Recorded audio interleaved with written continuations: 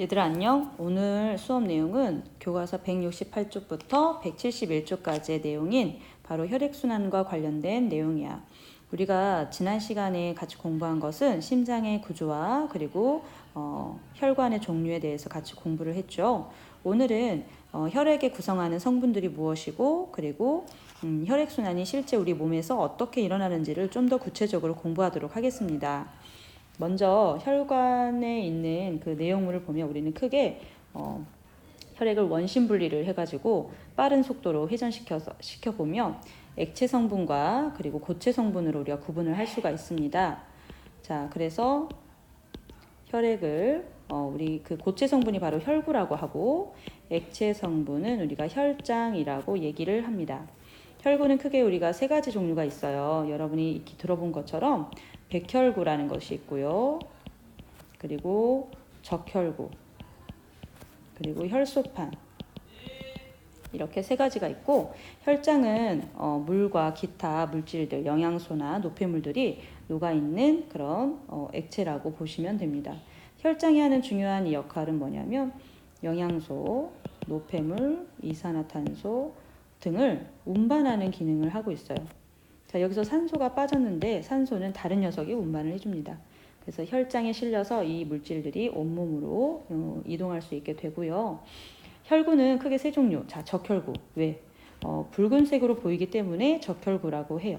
이 적혈구의 기능은 바로 산소를 운반해주는 거예요. 그럼 어떻게 왜 운반을 해주냐? 바로 적혈구 안에는 뭐가 있냐면 헤모글로빈이라는 성분이 있어요. 이 헤모글로빈 안에는 이제 단백질에 둘러싸여져 있는 철 원자가 있는데 얘가 산소를 붙였다가 뗐다가 붙였다가 뗐다가 O2를 그렇게 하면서 산소를 운반합니다. 그래서 이 헤모글로빈 때문에 붉은색을 띠게 됩니다.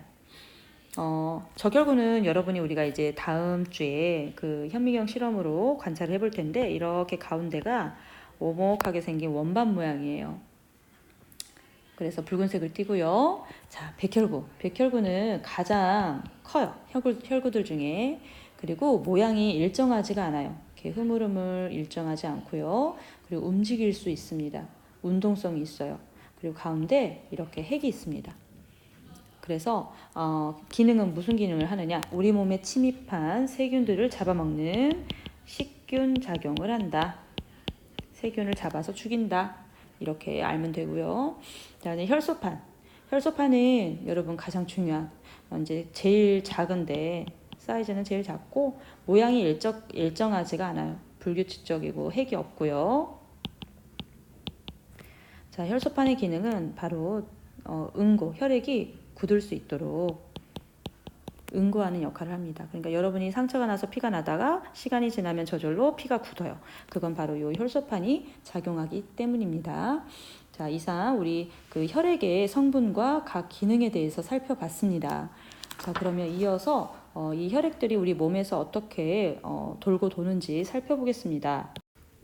선생님이 지난 강의에서 심장의 구조에 대해서 설명한 적이 있었죠.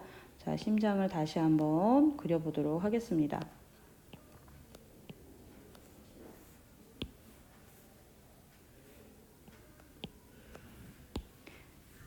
자, 심장은 크게 두 개의 심방과 두 개의 심실로 이루어져 있죠. 자, 그러면 우리 다시 한번 써볼까요? 자, 우심방, 우심실, 좌심방, 좌심실. 자, 그래서 연결된 혈관을 한번 그려볼까요? 자, 심방으로 혈액이 선생님이 들어온다고 그랬죠. 그리고 심실에서 혈액이 나간다고 그랬어요. 자,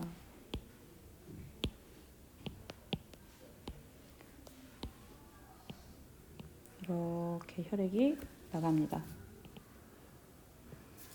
그리고 우심방에서도 혈액이 이렇게 나갑니다. 자, 여러분들이 이제 지금 그 심장의 각 이름과 그리고 혈관의 이름을 다 알아야 되는데 한 번 더 써보도록 하겠습니다.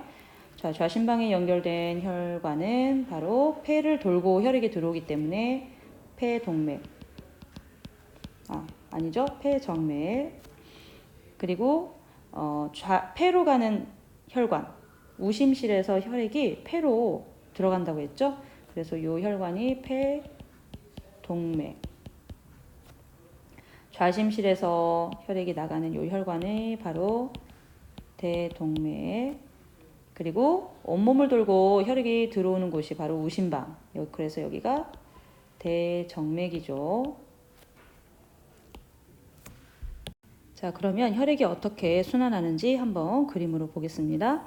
자, 먼저 출발. 좌심실에서 출발하겠습니다. 좌심실에서 출발한 혈액은 대동맥을 따라, 자, 어디로 간다고 했어요, 선생님이?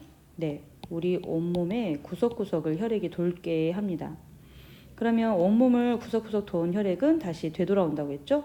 바로 대정맥을 타고 들어와서 어디로 갑니까?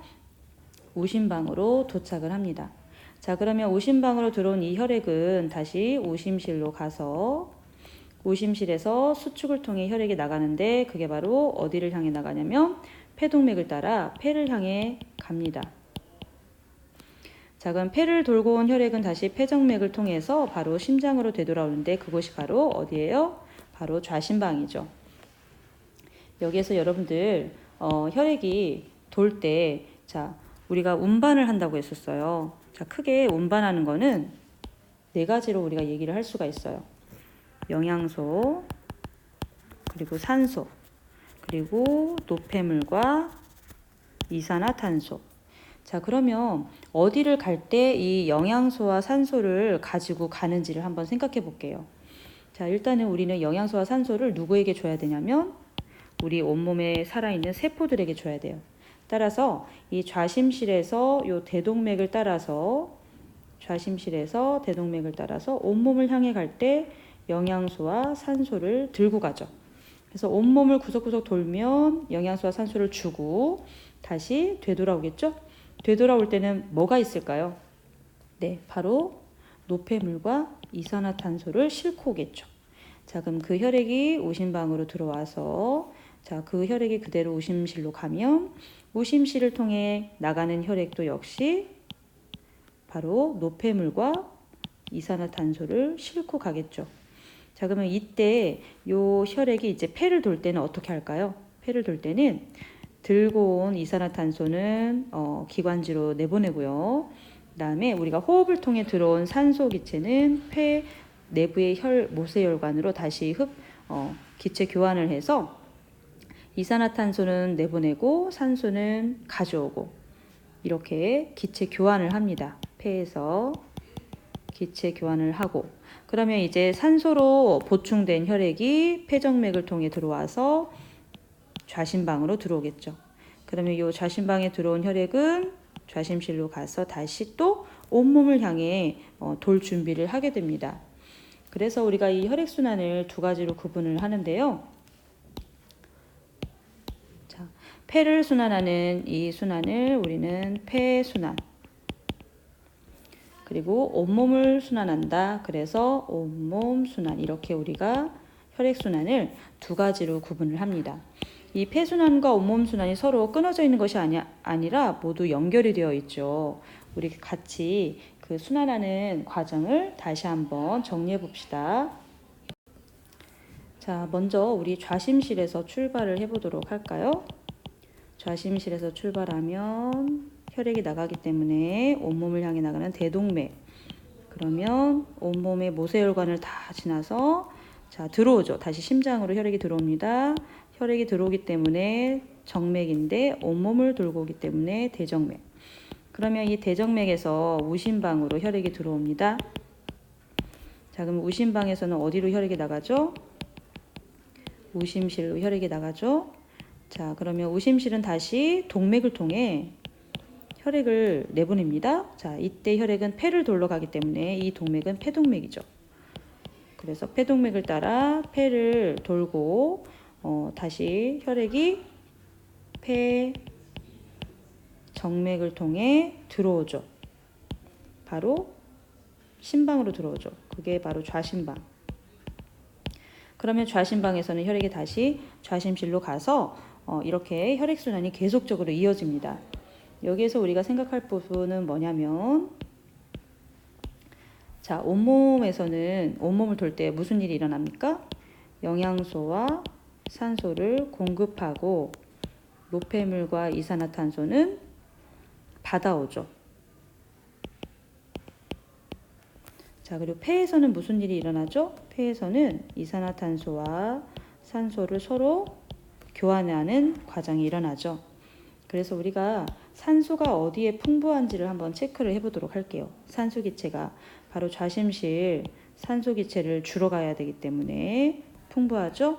자, 그리고 대동맥도 그렇고요. 자, 온몸을 돌기 전까지는 산소가 풍부해요. 자, 그런데 온몸을 돌고 나서는 풍부하지 않죠. 그래서 자, 옵니다. 그래서 온몸을 돌고 폐까지 오기 전까지는 산소가 부족해요. 자, 그럼 폐를 돌고 왔을 때도 어때요? 산소가 풍부하죠.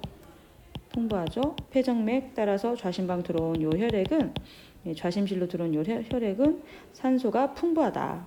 자, 그런데 노폐물과 이산화탄소가 많은 곳은 어디냐?